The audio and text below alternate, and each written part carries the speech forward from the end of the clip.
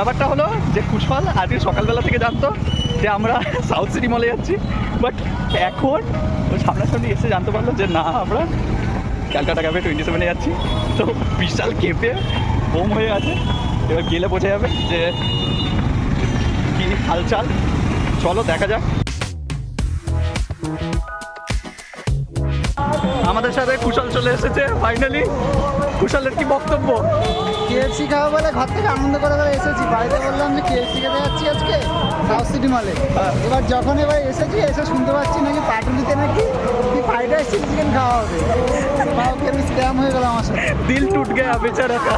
আমি কেএফসি খাওয়া বলে আনন্দ করছিলাম, বাট আমি লিটারালি বলছি, আমি কেন শুধু নেহাও পর্যন্ত জানে যে না আমরা ক্যালকাটা ক্যাফে 27 যাচ্ছি, কারণ ওখানে খাবারটা ভালো ছিল আগের বারে আমরা যখন কভার করেছিলাম।